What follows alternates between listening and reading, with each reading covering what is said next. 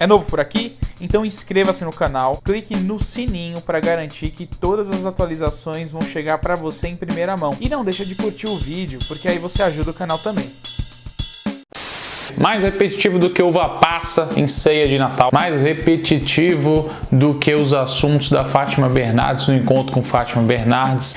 Mais repetitivo do que ouvir Simone cantando Então é Natal, perto do Natal. Mais repetitivo do que ouvir aquela gracinha que o Palmeiras não tem mundial. Mais repetitivo até mesmo do que a quantidade de vezes que eu digo repetitivo neste vídeo. Mais repetitivo do que tudo isso está sendo Mowgli. Sim, o Menino Lobo ganhou uma nova versão de filme que agora está disponível na Netflix desde sexta-feira. E eu vou falar um pouquinho mais para vocês sobre essa adaptação, que vai, sem dúvida alguma, ser comparada com a adaptação que foi lançada em 2016 pela Walt Disney. Fique plugado comigo, saiba um pouco mais sobre as curiosidades sobre o filme e também sobre todo o enredo e o que ele tem a oferecer para você assistir esta semana. We wanted to engage much more closely with the tone of the book. It's not so much a child's fairy tale. This has a reality to it. There is real consequence. This is definitely drawn from Kipling and has a much darker approach to the storytelling. There's no singing or dancing by the animals, that's for sure. Lançado em 2016, Mowgli, Menino Lobo é um filme da Disney, tá? Ele é totalmente adaptado naquele desenho animado que foi lançado nos anos 60 e que tem aquela música maravilhosa e mágica que marcou a infância de várias pessoas e a minha também. Eu uso necessário, somente o necessário. O extraordinário é demais. Eu digo necessário, somente o necessário. Por isso é que essa vida eu vivo em paz. A Disney conseguiu reacender a chama, né, que a gente tinha de assistir aqueles desenhos com live action, uma computação gráfica de ponta, cenários hiperrealistas, personagens muito carismáticos. A Disney conseguiu ganhar alguns prêmios, como o Oscar de melhor efeito especial de 2016, além de ter cravado a marca de ter trazido para a nova geração Mowgli, o Menino Lobo. Na mesma época que o filme da Disney estava sendo produzido, também estava sendo produzido o filme que foi lançado na Netflix nessa sexta-feira. Mowgli, Entre Dois Mundos, é um filme dirigido por Andy Serkis, o Gollum do Senhor dos Anéis, aquele cara que também faz o Caesar, né, do Planeta dos Macacos. Ele também é diretor e está entrando agora, né, nesse universo de direção com seu segundo grande longa-metragem, que na verdade é um sonho de muitos e muitos anos que ele conseguiu concretizar agora. Ele sempre quis levar uma visão um pouco mais realista do Mowgli para as pessoas. Será que ele conseguiu? O filme tem muitos problemas, assim, muitos problemas mesmo no sentido de computação gráfica. É difícil acreditar que aqueles personagens que estão ali, os lobos, o urso, a pantera negra, o Shere Khan, né, o tigre de Bengala, eles são muito cartoonizados. Isso faz com que a gente perca um pouco da crença daquilo, né?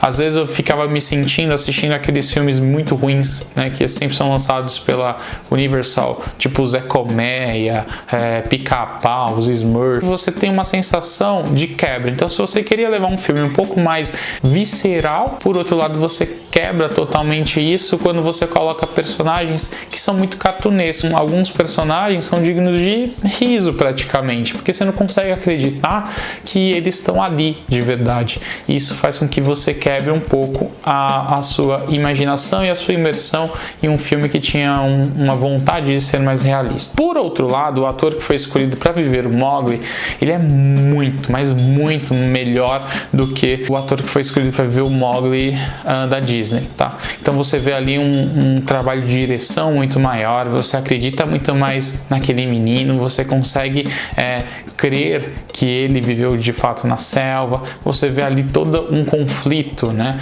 de quem não sabe se é um animal, se é um homem e que não se sente bem de fato em nenhum daqueles mundos.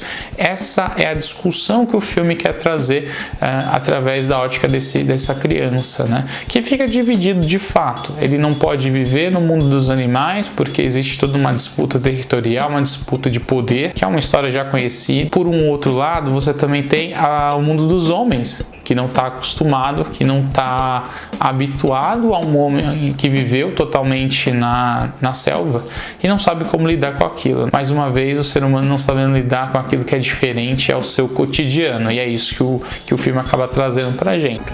What happens if you fail? You don't join the pack! We're incredibly lucky to have Rowan at the centre of this. He's a young boy playing a very complex adult role, and he's just utterly brilliant. One of the main themes in this movie is who am I in the world of animals and in the world of man. It all hinges on the quest to find his own identity. I'm not a man, but neither am I a wolf. The journey is immense, and I think it'll be very surprising for an audience. People have such strong preconceptions about the characters and the story. This will shatter those Outro ponto positivo do filme são os atores. Eu não posso negar que a seleção de atores foi muito boa. Tem o Benedict Cumberbatch, que eu não sei falar o nome direito, que é o Doutor Estranho. Tem o Christian Bale, que fez o Batman na trilogia do Nolan. Você tem a Cate Blanchett, né? Maravilhosa, né? Se vê a narração deles, apesar de personagens cartunescos, ainda assim é muito interessante e faz o filme valer a pena. After creating Caesar and Gollum, this is what I was most drawn to. I can't believe how lucky we are to have our key cast. For instance, Christian Bale as Bagheera. I gained their trust. He played him so beautifully. I mean, there's a phenomenal warmth and a real love between them. Benedict Cumberbatch is Shere Khan. He will always be a man. Benedict is just, of course, the most magnificent choice for this character because he plays him not just as a black and white villain, but as a damaged individual. Car, who's played brilliantly by Cate Blanchett. You are something the jungle has never seen before. She is an ancient soul of the jungle, but one that can see that the world is changing. Faster! I was most interested in taking on Baloo because in Kipling's book, he is completely different than people would expect.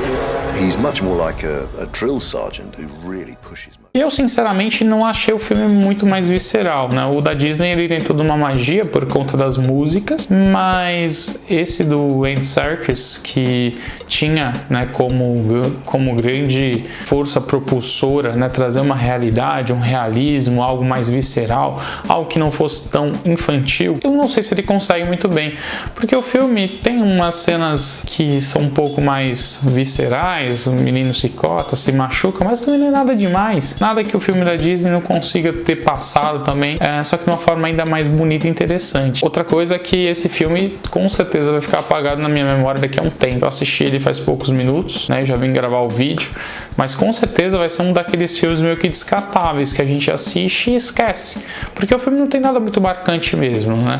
E a história é uma história meio que batida. E querendo ou não, eu fui criança e na minha infância o filme do Mowgli da Disney ele ficou muito marcado. Como um experimento para o diretor, que tinha um sonho de levar essa história para o cinema, eu acho que foi positivo. Ele tentou levar a história para o cinema, ele não conseguiu força, porque a Disney já estava lançando o filme dela e não tinha condições de você lançar dois filmes ao mesmo tempo com a mesma história, não a mesma temática, a mesma história. Diferente de eu lançar um Star Wars e um Star Trek, que são temáticas similares, que se passam no espaço, nesse caso aqui eu estava levando a mesma história para o cinema. Alguém ia perder, se não os dois. A Warner ela teve uma grande sacada ou oportunidade de vender o filme pronto para Netflix, que se aproveitou muito bem.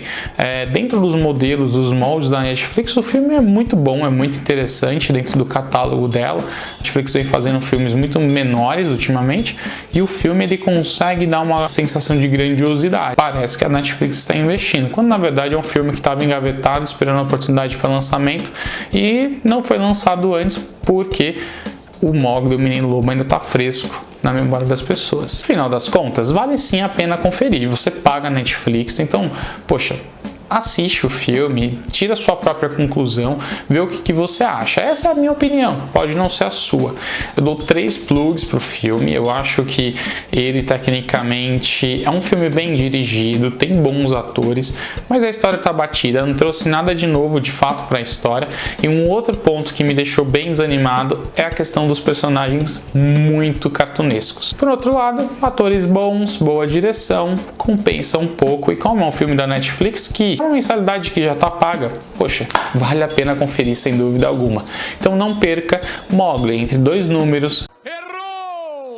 Então não perca Mowgli Entre Dois Mundos, disponível na Netflix.